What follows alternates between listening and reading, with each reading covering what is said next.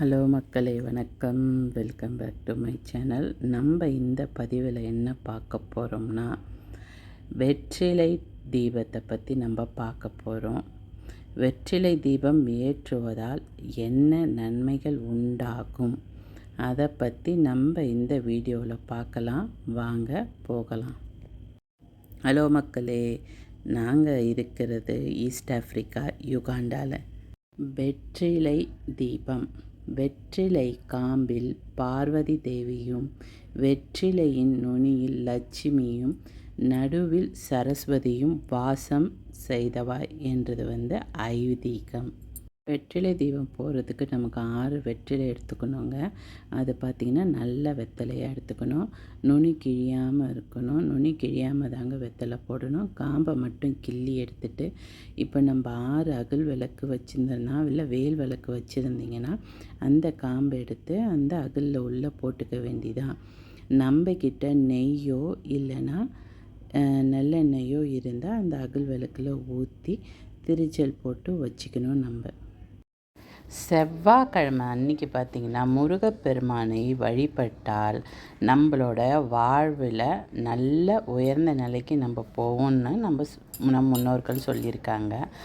அதுலேயுங்க வாரம் செவ்வாய்க்கிழமையிலையும் மாத கிருத்திகையிலையும் சஷ்டி திதியிலையும் நம்ம வெத்தலை தீபத்தை முருகனுக்கு வெற்றிலை தீபம் போட்டு வழிபட்டால் ரொம்ப ரொம்ப ரொம்ப விசேஷங்க. நான் உண்மையை தாங்க சொல்கிறேன். எனக்கும் நல்லது நடந்ததுங்க. முருகப்பெருமானுக்கு உகந்த நாளான செவ்வாய்க்கிழமை அன்னைக்கு முருகப்பெருமானை வழிபட்டால் வாழ்வில் நமக்கு வசந்தம் வீசும் என்று சொல்வார்கள். அதுலேயும் வாரம் செவ்வாய்க்கிழமைகளில் மாத கீர்த்திகளும் சஷ்டி திதியிலும் முருகனை வழிபடுவது ரொம்ப ரொம்ப விசேஷங்க. ஆறுமுகனை வணங்கினால் ஏற்படும் நன்மைகள் நீண்டு கொண்டே செல்லும். அதிலும் செவ்வாய்க்கிழமையில் தீபமேற்றி முருகப்பெருமானை வழிபட்டு வருவது எண்ணி பார்க்காத அளவு நன்மைகளை தரும். செவ்வாய்க்கிழமைகளில் முருகனுக்கு வெற்றிலை தீபம் ஏற்றி வழிபட்டால் நன்மைகள் 1000 கிடைக்கும்.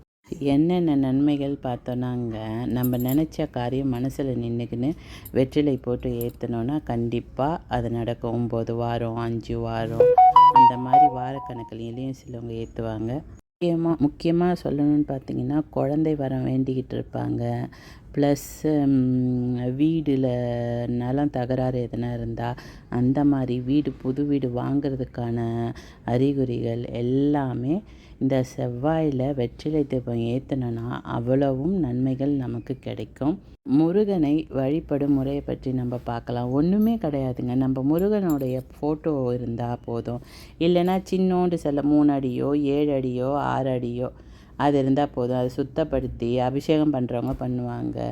பண்ணிவிட்டு மலரால் நம்ம அலங்கரித்து விளக்கேற்றணுங்க. விளக்கேற்றியதை ஏற்றி வைக்கவும். இந்த பூஜையை கிழக்கு திசை மற்றும் வடக்கு திசையில் செய்யலாம் என்பதால் அதற்கு ஏற்ற நம்மளுடைய முருகர் ஃபோட்டோவை அந்த சைடில் வச்சு நம்ம வெற்றிலை தீபத்தை போட ஆரம்பிக்கலாங்க. வெற்றிலை தீபத்துக்கு போட வேண்டிய நேரம் பார்த்திங்கன்னா, செவ்வாய்க்கிழமையில் ஒன்று காலையில் 6 மணிலேருந்து 7 மணிக்குள்ளே நீங்கள் போட்டுடணும். செவ்வாய் ஓரையில் வெற்றிலை விளக்கேற்றலாம். அதே போல் பகல் 1 மணி முதல் 2 மணி வரை செவ்வாய் ஓரையிலையும், அல்லது இரவு 8 மணி முதல் 9 மணி வரை செவ்வாய் ஓரையிலும் வெற்றிலை விளக்கேற்றலாம். அதே மாதிரி வெத்தலை இருந்தால் போதுங்க. ஒரு அகல் விளக்கில் சென்டரில் அந்த அகலில் நெய் இல்லைன்னா நல்லெண்ணெய் ஊற்றி அழகாக அந்த சென்டரில் ஒரு விளக்கும் ஏற்றலாங்க. நான் அப்படி தான் செஞ்சேன். என்கிட்ட ஒன்றுமே கிடையாது. நான் யுகாண்டாவில் இருக்கிறதுனால. அதுக்கப்புறம் எனக்கு தன்னால் அமைஞ்சிது எல்லாமே. ஒன்று தான் நான் வாங்க போனேன். முருகருடைய சிலை தான் நான் வாங்க போனேன். ஆட்டோமேட்டிக்காக எனக்கு எல்லாமே அமைஞ்சிது.